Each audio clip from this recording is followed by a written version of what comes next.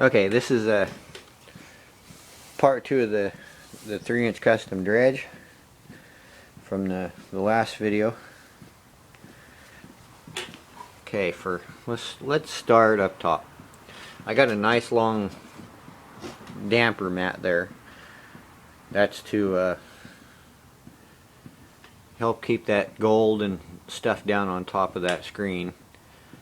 Especially if you're running a jet log in this setup. Even though that flare is pretty darn long, it's still got a pretty good flow going through there. You know, quite fast. It's kind of finicky. You gotta just like any other dredge, you gotta pay attention to your flow. Pay attention to how your riffles are processing and how much material you process. You can't just blow through stuff like we all dream about. It's just not possible. But underneath that, let's throw that up and out of the way. We've got 1/4-inch stainless steel screen, woven wire mesh, and I added this pizza punch plate because I wanted these first 2 dredge riffles covered.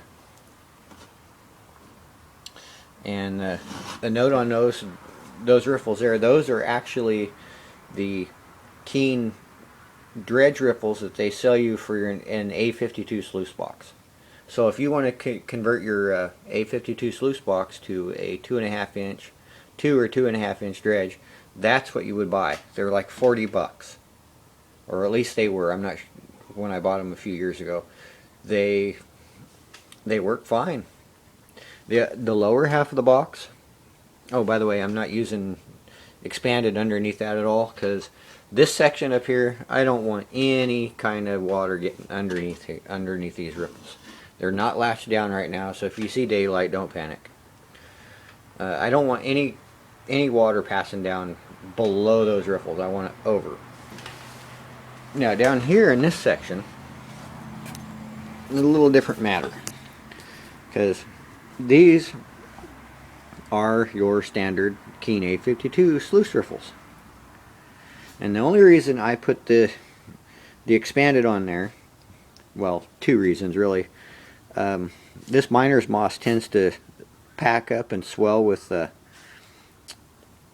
black sands, and it cuts off some of the vortex action when you're running. So I'm going to try this year using some raised expanded, and I'm hoping that'll give a little bit more catch areas to, you know, catch the gold and keep that vortex open so it's working like it should. Now some people will run their higher riffles like these down at the end of the sluice box, and I'm kind of with Gary Weishaupt, who kind of feels like you should go taller riffles and then shorter riffles. If you haven't read his dredge riffle study, you can download the PDF files. There's 3 parts to it. You know, read that thing, and he put a lot of effort into that. Props off to the guy.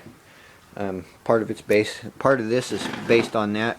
Part of this is just based on my crazy wild idea to build a setup like this, because you don't see them like this. Anyway, under this screen, let's pull that bad boy up and out of the way. Just latches down with 2 bolts right there, and this wing nut and washer will hold this down, and that's about a, I don't know, it's a little bit bigger than a 16th, a little bit smaller than an 1/8, but a lot of your gold is going to fit through that. If I'm into gold that's you know, not going to fit through that, it generally stops up right in this section, right up in here, between the first 2 riffles, and if it's not caught in here, it'll be in these 2 riffles, almost for a sure guaranteed part. If it doesn't go through that screen, that's where it's going to get caught.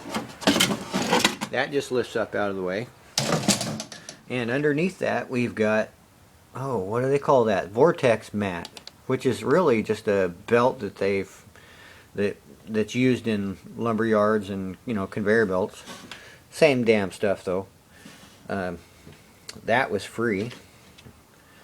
I got that from my father-in-law who works at a mill, and no, I don't know when I can get any more. Let's pull these riffles off and the miner's moss off, and I'll give you a peek in the under section. I know you're getting dizzy, aren't you? Don't throw up on me. Now,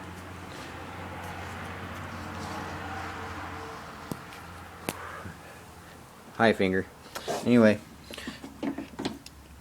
this slide plate, you know, I built this at my work, so this slide plate is a piece of ABS, and what we did to facilitate it is used a 1/2-inch piece of starboard, a couple of strips, and just spaced it up that way. It's nice and thick, doesn't like to bend very much,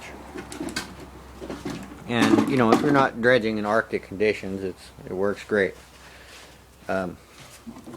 So that's how much is spaced off the bottom, is a 1/2 inch.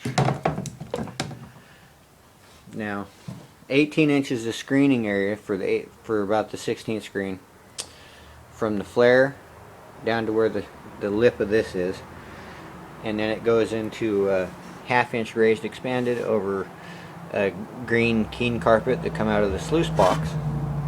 Sluice box is like, ooh, whiteouts. Sluice box is like right there. I don't know if you can see it because the camera just went wacky. Must be the lighting or something. Ooh, that's kind of cool.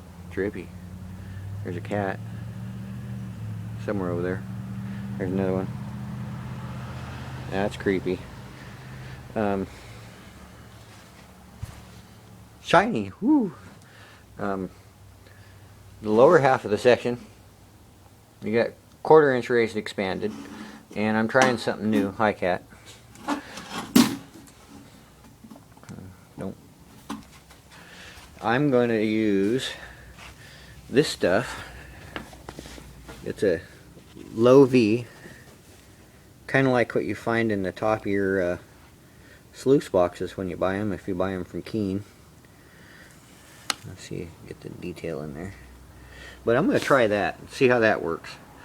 I've tried carpet under there, and carpet just, it sticks up in these diamonds too much.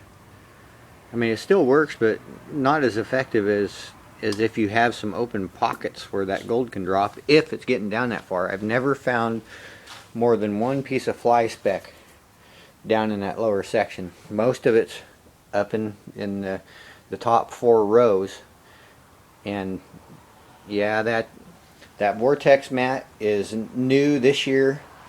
I'm going to give it a shot. Last year I ran a piece of deep V up there with miner's moss on top of that, and that seemed to be like, you know, it was collecting a pretty good amount of gold up there. I'm hoping this will do the same. Only concern is when water's coming out of this flare and it's hitting, you know, it's folding down through those screens, it's going to wash some of the area, and to a point that's good, but I guess I'll see how it pans out, and if it doesn't pan out very well, I'll go back to what I used last year. But there you have it. Installation is the reversal removal, and thanks to everybody who contributed to this beast here. That would be Zuka, Hoser, Reed Lukens. Thumbs up, Reed. You do a hell of a good job, bud, and I appreciate everything you do. And to a bunch of other miners that let me observe their equipment over the years and help me out when I ask questions, you know. So I hope you enjoyed the video, and I hope it inspires you to catch cats. I mean, you know, dredge gold, build your own equipment. Hope you enjoyed it.